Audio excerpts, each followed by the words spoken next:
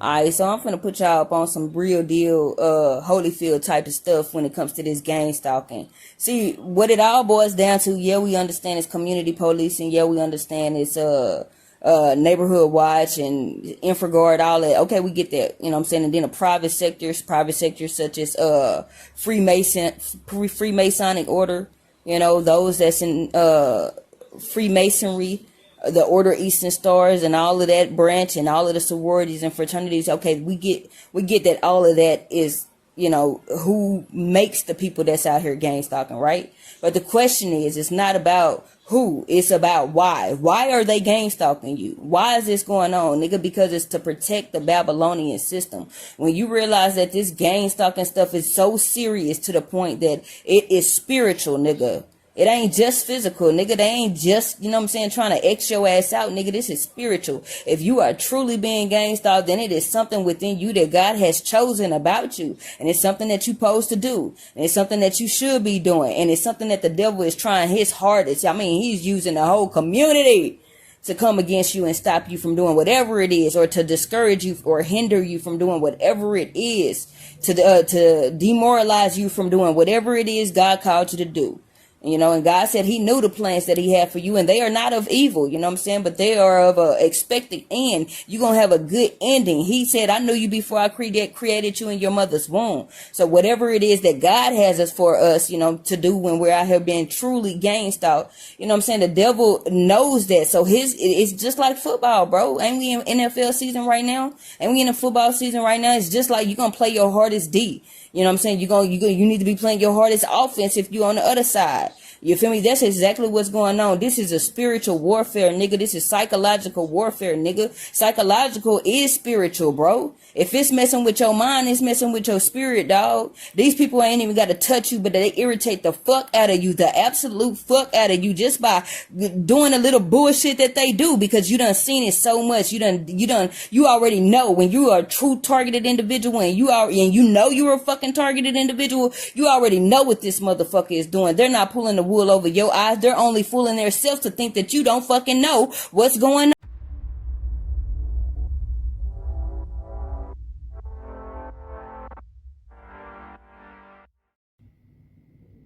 SR, BG, and John Wick gang stalking level 3.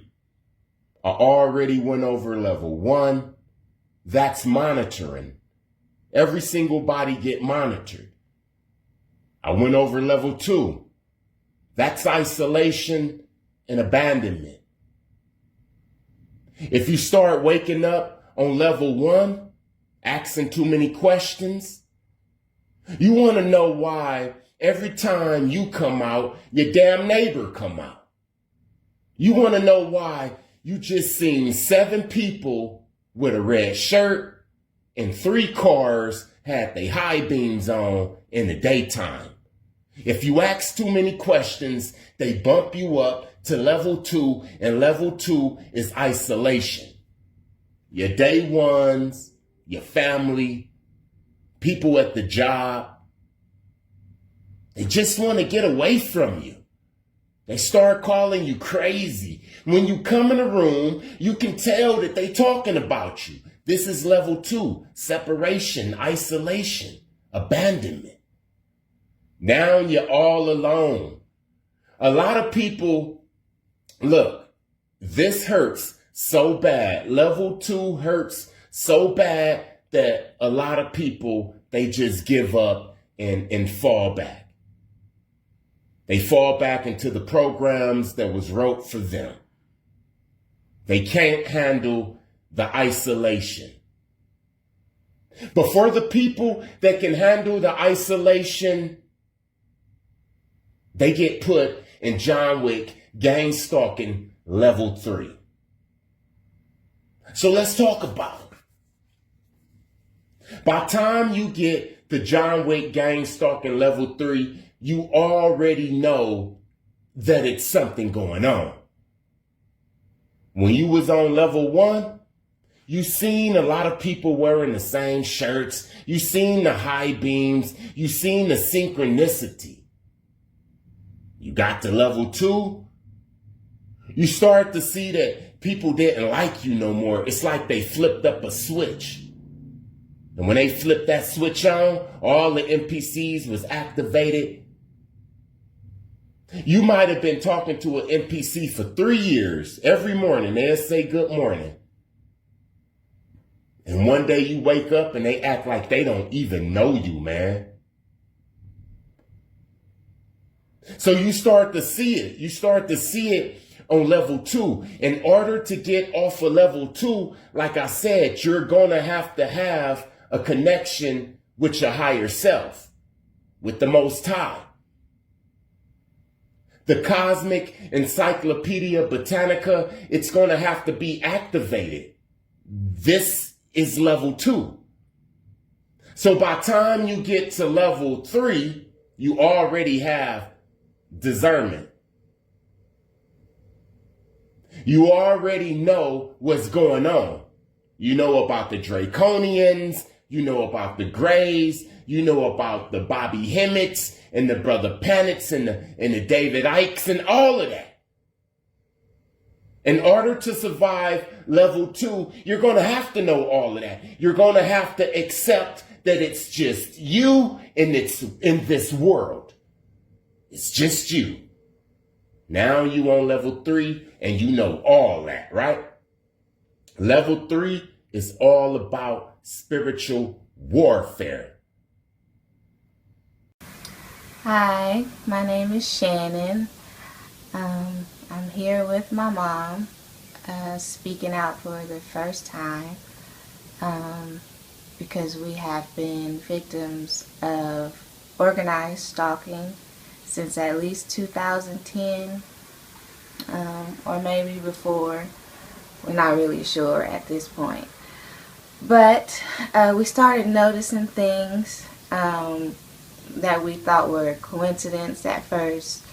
A lot of directed conversations, a lot of people popping up that we were just talking about, and all of a sudden you start seeing them, and people will be in your driveway, people just knocking on your doors for no reason. And at first we thought it was coincidence, then we thought it was a prank. But for me, it didn't really hit home until I started getting instant messages from someone that was finishing off conversations that I was having with my mom in the house. So they would say, whatever we were talking about, and then they would talk about me taking showers, how long I was in the shower, what I put on, what kind of underwear I put on. They knew when I was going to the bathroom. They knew when my mother was leaving the house or when she was coming back to the house. And so this continued for a while. Then I started getting a lot of strange emails about there being some kind of website about me and my mother. They started breaking into the house. They would move things around. They would move your furniture. They would put things, in an obvious spot, so you'll see it when you first come home and you know that it wasn't there when you left. Electronic harassment. There's spyware and things on your phone, iPad, your laptop. And they make sure to kind of throw whatever you're doing, whether it's your text messages or whatever you may be doing on your device, they kind of play that back for you by using perps to kind of talk about it or mention it some kind of way or do some kind of action in front of you as to let you know that they saw what you were doing or they heard what you were doing. And this is on a constant basis. This is obsessive behavior. It's all the time. It consumes every part of your life. Your work life, people at your job is involved. Your family members are involved. Your friends. Your home life gets interrupted. You have no privacy, like whatsoever. Your social life is ruined because you start to feel like you can't trust anybody. because it seems like somebody just put some kind of spotlight on you, and that everybody is not really conspiring to get you. It's more of trying to drive you crazy. It's more of a psychological and emotional attack than anything. And this is the first time that we've spoken out about it, only because I've been seeing a lot of other videos. And I think that it helps to talk about, what's going on, because you may be able to prevent someone else from making the same mistakes that you made. And we made a lot of mistakes. We called the police. That was no help. We left our home. We've quit jobs because of it. We've cut friends off because of it. We've cut family members off. So the only way to really get through something like this is to be able to vent and to do as much research as possible. For other people that are experiencing this, that are targeted individuals, I would suggest that you start documenting as much as you can, start videotaping, recording as much as you can, because the thing that promotes this is that you can't prove it, and that these people can stay hidden, and that's why it lasts for so long. I'm seeing people that have been going through it since 2005, and they can't seem to get it to stop. But it's because they make sure you can't pinpoint one person. It's everybody. It's all the time, and so it discredits your character and your state of mind, which, starts to make everybody believe something's wrong with you, and then you start believing something's wrong with you. But it's not you. And that it's not you. It's just hard to prove. But don't go get, mental health help. Don't see a psychologist or a psychiatrist. Most of the time, they're involved too. Your police are involved, your firemen, ambulance, people at hospitals, they're all involved. And it's unfortunate that we live in a society that gets a kick out of doing people like that. But it is what it is. I've been targeted for 4 years now, and man, these guys are persistent. They will never stop. These guys are breaking into my house. These guys have broken into my cars. My phone, everything that you can think of. They've torn down my relationship with my ex-wife that I just divorced, and the reason was just because, man, the chick tried to make me sound like I was crazy, as if I was seeing things and I was delusional and I was, having side effects. She told me to go get help and to get on medication, and I was like, what? I was like, are you serious? Are you telling me that you can't see this? And anyways, it was very sad that I had to deal with that. So anyways, being that I was in love with her, I kept trying and trying and trying, and that was always a problem between us two, and I couldn't get past that with me and her, being that she was a perp and she was working for them, and whether it's the churches or the citizens corps, or the police, or FBI, whatever category, or the FEMA, whatever. Those are all groups that are involved in these governmental programs that actually pay civilians to go out there and police the communities, their neighborhood watches. These guys are the real deal. They'll break every law they can to make you upset or to make you outburst, because they want to put you in jail. They want to confine you. They want to make sure that they keep getting funding for these programs that they're getting paid from. I've spoken to many perps or workers, or whatever you want to call them, and they did tell me, hey, you know what, dude, I am a gang stalker, and I asked them, how much do you get paid, to gang stalk me? And they're like, well, $30. And I was like, well, hey man, how do I do that? Just jokingly with them, because it's so horrible. And then of course I told them, I was like, hey man, did you know that people are actually dying because of this? I mean, the people are losing their lives and they're committing suicide because they don't know what to do. I mean, can you imagine how many crimes that are actually being made out there, to where police officers are actually killing people, you know, whether they had a gun or not? It's all set up to where they're actually doing that because they want to get rid of these people. They don't want them a part of the society, and that's what these neighborhood watches do.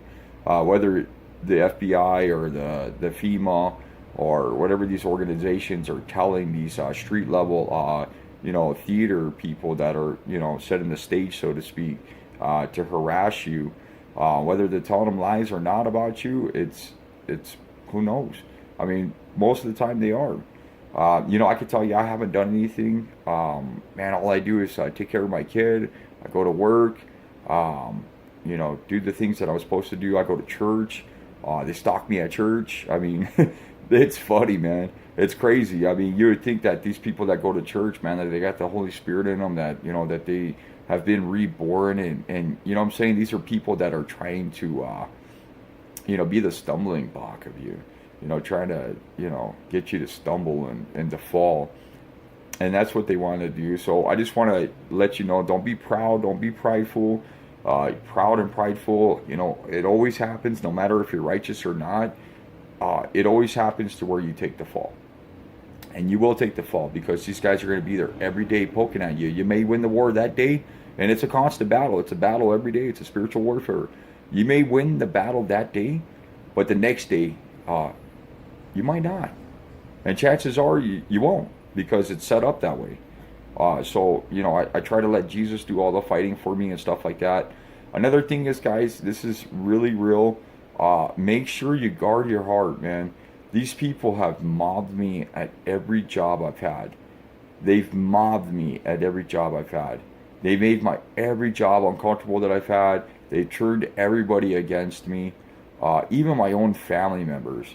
I've actually lost every job I've had in the past 3 years because of these people. Not to mention that I've actually became homeless. And I went back to this ministry called Expect a Miracle Ministries. And I talked to this pastor. I was like, hey, man, I'm trying to get a job. I was wondering if you had any kind of work around the ministry or whatever, if I can, maybe fundraise some banana bread. Because I don't know if you guys seen those guys out there with the, the banana bread. They're selling banana bread. They're fundraising for Jesus Christ, the Church on Street, Expect a Miracle Ministries, or whatever ministry it is. Yeah, he tells me, he's like, you know what? Well, why don't you just come to the program, finish your 3 months that you had left from before.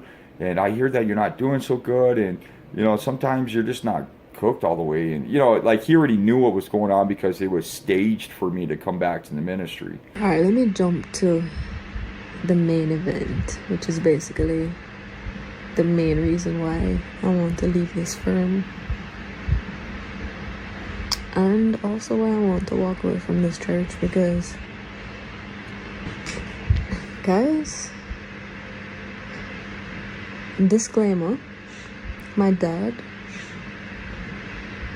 was a Freemason. He passed away in 2017, but he was a Freemason, and I don't know if the events that have been happening recently have anything to do with that, but all right, this point that she mentioned here about her dad being a Freemason definitely connects her to the targeted individual program. She is obviously being set up by everyone around her. Her boss and her supervisor are the same person. They are potentially connected to Freemasonry. The guy that she was afraid of in the church, potentially he was connected also. They all seem to be connected in one way or another. And again, this is a ritual sacrifice. This is what they do to elevate in the occult. They usually find a pure soul like this young lady, and they influence her to the point to where she unalives herself. And by doing so, they elevate in the occult. oh Lord have mercy, how do I even say this? Help me, Lord, help me. So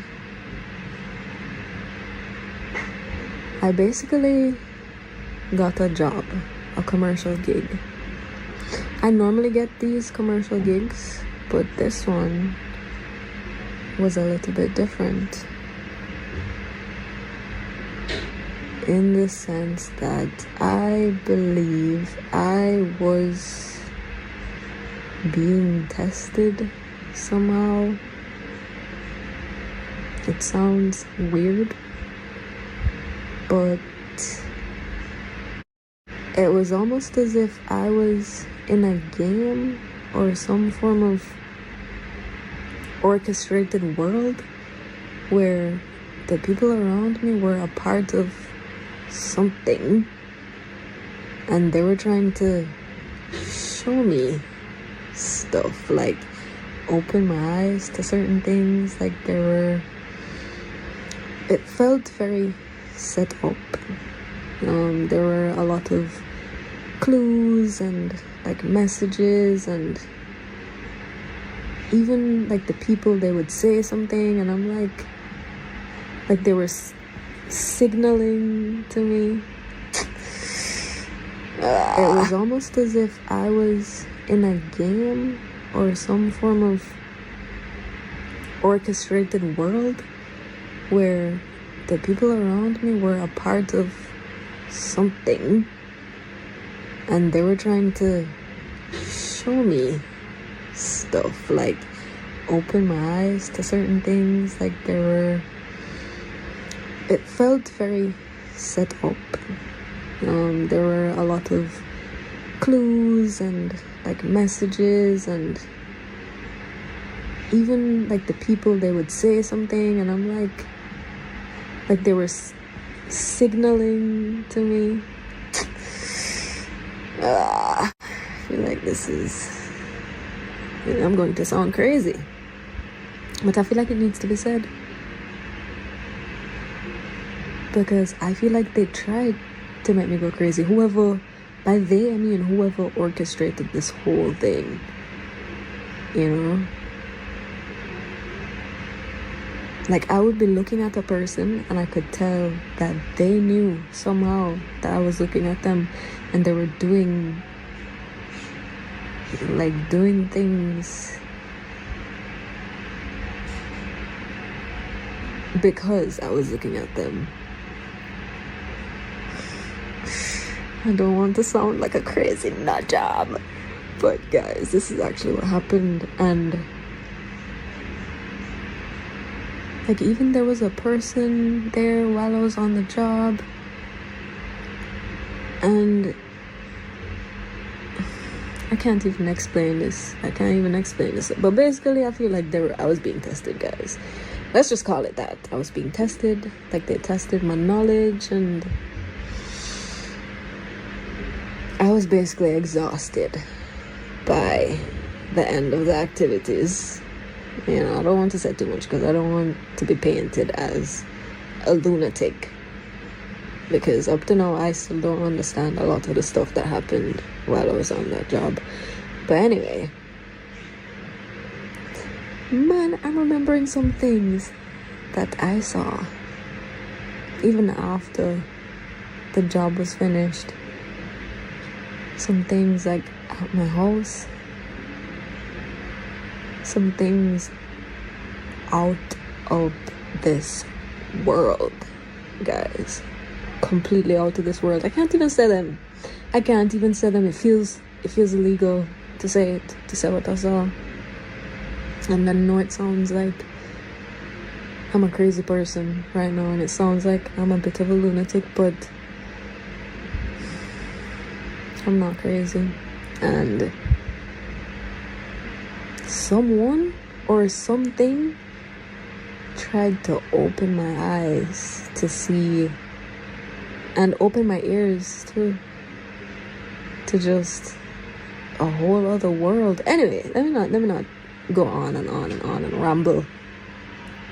All right, so you can clearly hear that she's describing the targeted individual gangstalking program. That's what was happening to her. And she is equating it back to her job. She's talking about weird things were happening since she was working there, meaning her job. So the people on her job was involved in it. the people at the church, because the supervisor on the job was the pastor at the church. He was definitely part of it. And then her old boyfriend was definitely a part of it.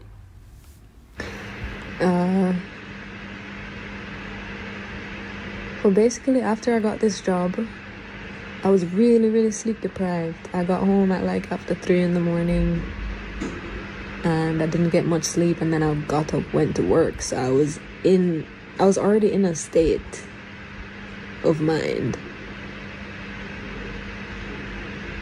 And guys, I'm just going to say exactly what happened. I felt compelled when I was at work to get up out of my office and go on this treasure hunt at my office. Like, I don't know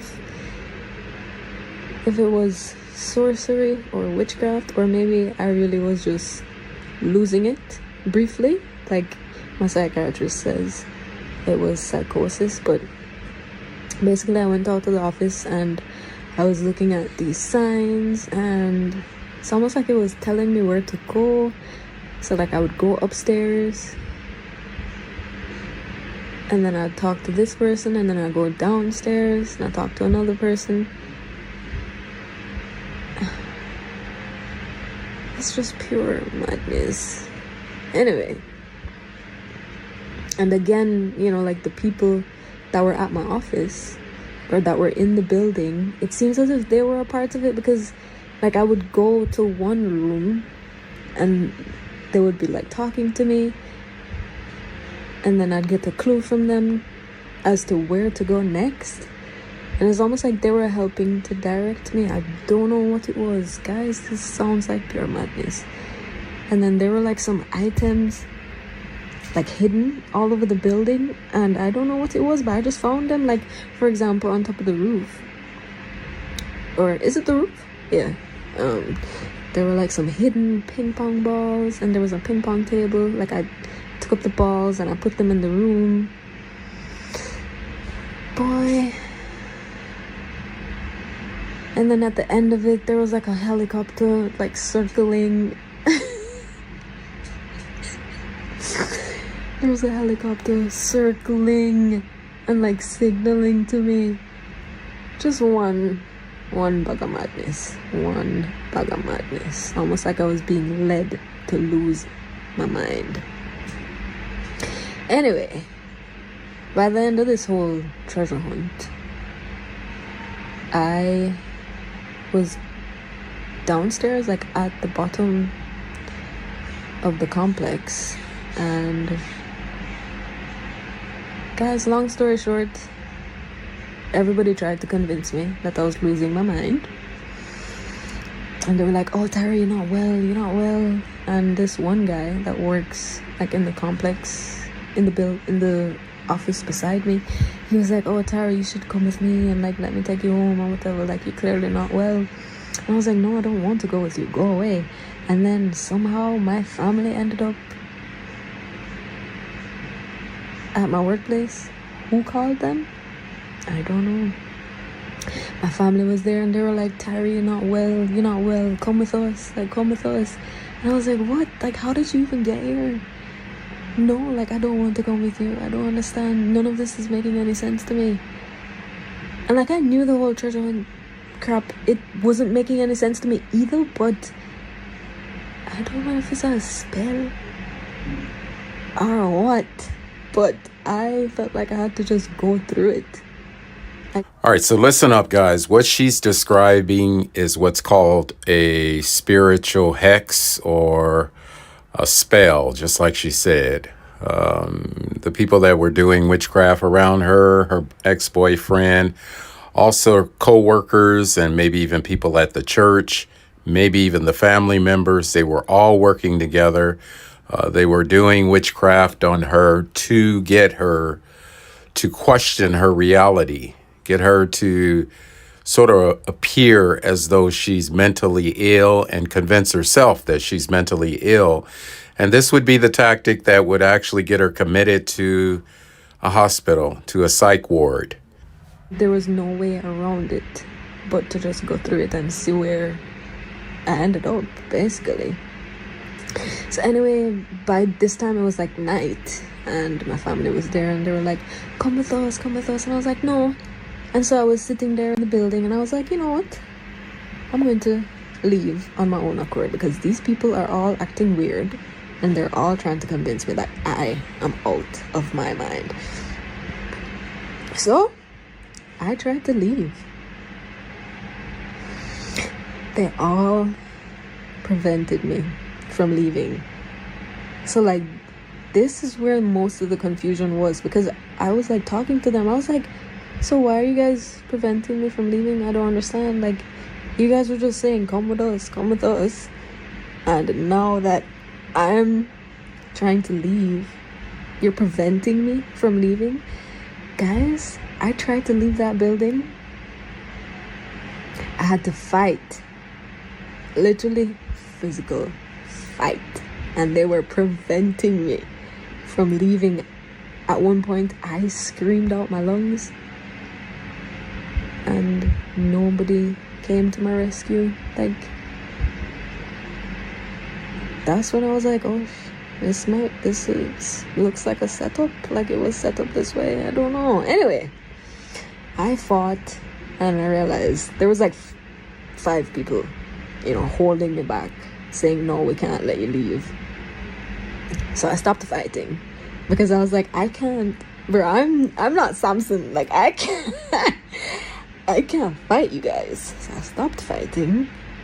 And then, because I know I'm fast, bro, I sprinted. It's like they turned their back, or they stopped, wrestling with me for a little bit, and I sprinted, and I tried to jump over the gate, and I reached like on top of the gate, and they held me. They grabbed me, like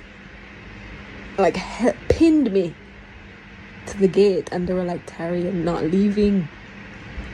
And while I was on top of that gate, a car pulled up, like right in front of the gate, because the gate was like closed, so I was trying to like jump over it, and the car pulled up right in front of the gate, as if to say, even if I do make it over the gate, like, he was going to prevent me from leaving. Guys, I don't know what the hell this was, but I just realized I just had to see it through to the end. Then, so they got me down off of the gate, and I realized that this might be like a real setup. Anyways, someone called the police, and I was like, you guys are holding me against my will. Like, at this point, I stopped like trying to fight back. I stopped trying to get free. I was just like, do you guys have a warrant for my arrest? Like why is the police here? I don't understand. And then they were like, no, Tara, we have to take you away. And I was like, all right. And so I went in the police car. My family went with me, and they took me to the University of the Hospital of the West Indies, and they chained me, strapped me to a bed, guys, as if I was restraining, or as if I was resisting. I wasn't resisting, but they strapped me to a bed. Hi, my name is Jeremy. I live in Bridgeport, Connecticut. I'm the target of something called gangstalking, or what's being called gangstalking. Think of schoolyard bullying or workplace mobbing, but on a larger scale, across an entire community. The participants who stalk, harass, and bully the target 24 hours a day, 7 days a week. They coordinate their activities on social media with smartphones. This activity has full support by the authorities at state, local, and federal levels. The community has also been given access to technology such as remote neural monitoring, which is not even publicly known yet. And being able to read someone's emotional, physiological states, as you can imagine, can really, it opens up a whole new frontier in bullying. It becomes the ultimate form of bullying, for example, that when remote neural monitoring reveals that you're relaxing, 3 cars show up full of people to harass you.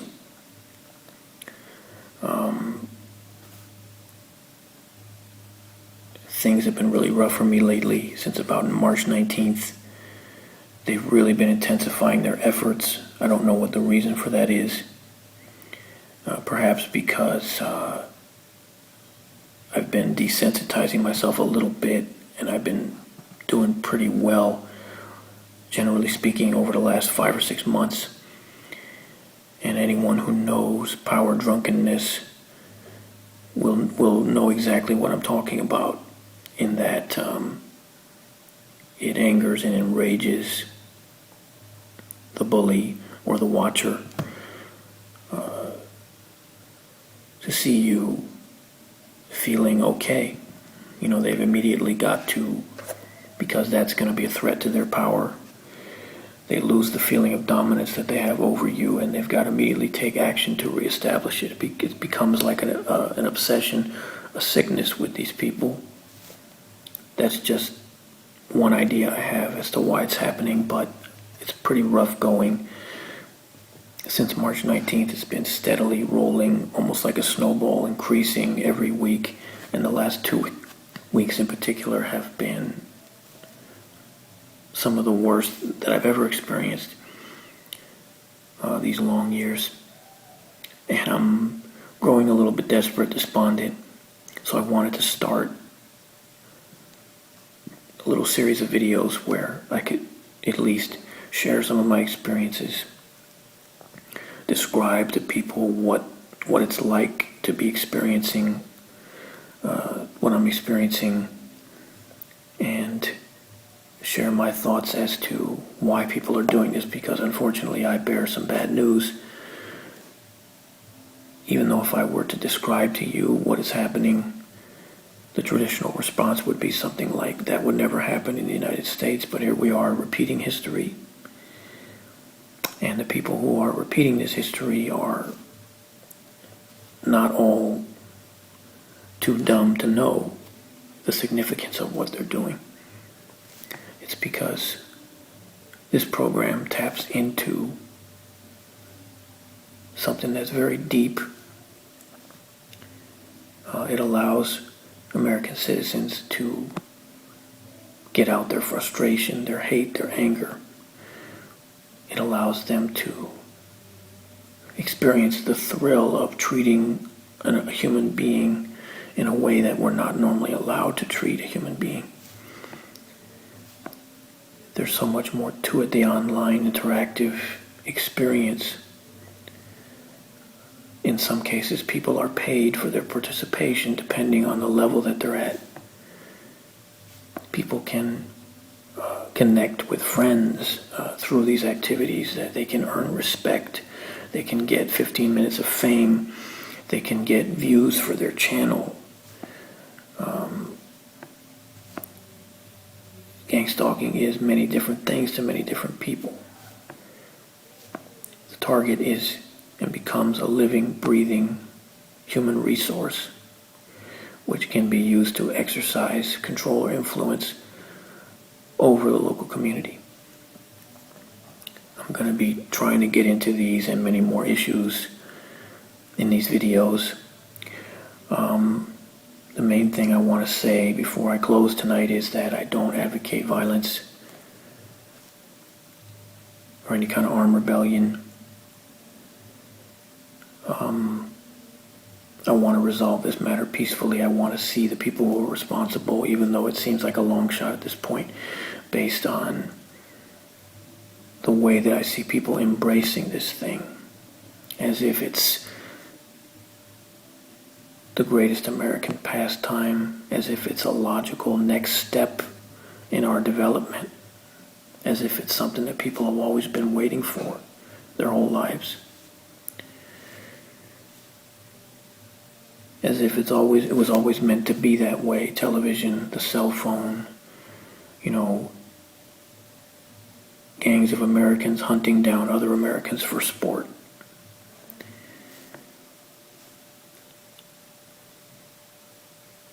We're repeating history. It should not be happening, but we're repeating history, and it's really sad. It's been one of the great disappointments of my life to see Americans embracing this, to see Americans taking to this like fish to water. Anyway, I hope this is the first of many videos. And at the very least, I hope that through these videos, other victims will know that they're not the only ones, and if there's someone out there that I could reach, someone that's not a victim or not a perpetrator, if I could make them understand, just one person, you know, what this is like and what, you know, then anyway, that's my hope with these videos. Surveillance State.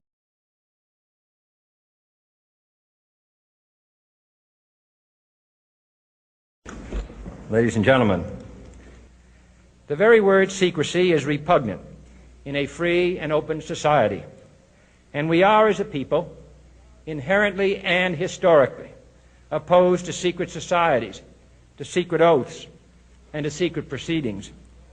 We decided long ago that the dangers of excessive and unwarranted concealment of pertinent facts far outweighed the dangers which are cited to justify it. Even today, there is little value in opposing the threat of a closed society by imitating its arbitrary restrictions. Even today, there is little value in ensuring the survival of our nation if our traditions do not survive with it. And there is very grave danger that an announced need for increased security will be seized upon by those anxious to expand its meaning to the very limits of official censorship and concealment. That I do not intend to permit to the extent that it's in my control. And no official of my administration, whether his rank is high or low, civilian or military, should interpret my words here tonight as an excuse to censor the news, to stifle dissent, to cover up our mistakes, or to withhold from the press and the public the facts they deserve to know.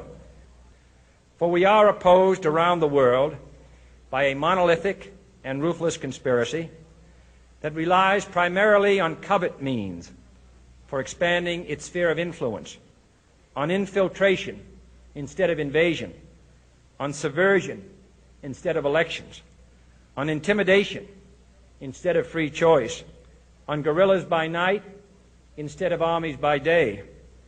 It is a system which has conscripted vast human and material resources into the building of a tightly knit, highly efficient machine that combines military, diplomatic, intelligence, economic, scientific, and political operations. Its preparations are concealed, not published. Its mistakes are buried, not headlined.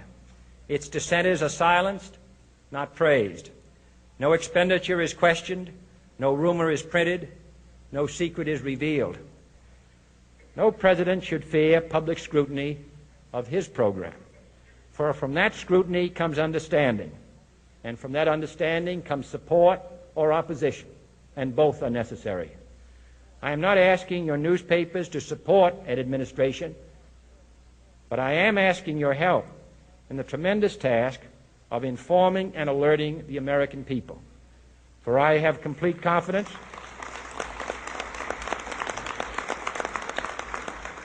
in the response and dedication of our citizens whenever they are fully informed.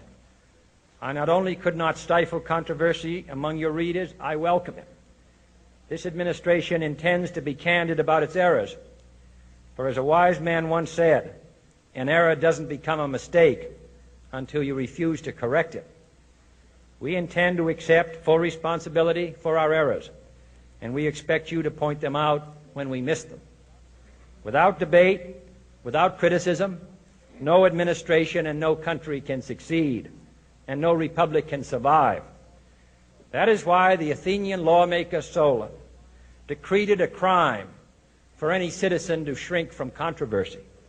And that is why our press was protected by the First Amendment, the only business in America specifically protected by the Constitution, not primarily to amuse and entertain, not to emphasize the trivial and the sentimental, not to simply give the public what it wants, but to inform, to arouse, to reflect, to state our dangers and our opportunities, to indicate our crises and our choices, to lead, mold, educate, and sometimes even anger public opinion.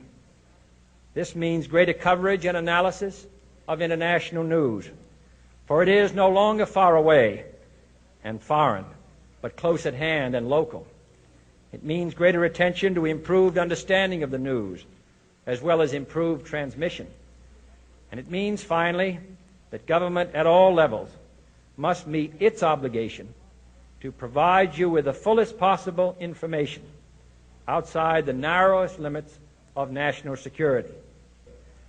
And so it is to the printing press, to the recorder of man's deeds, the keeper of his conscience, the courier of his news, that we look for strength and assistance, confident that with your help, man will be what he was born to be, free and independent.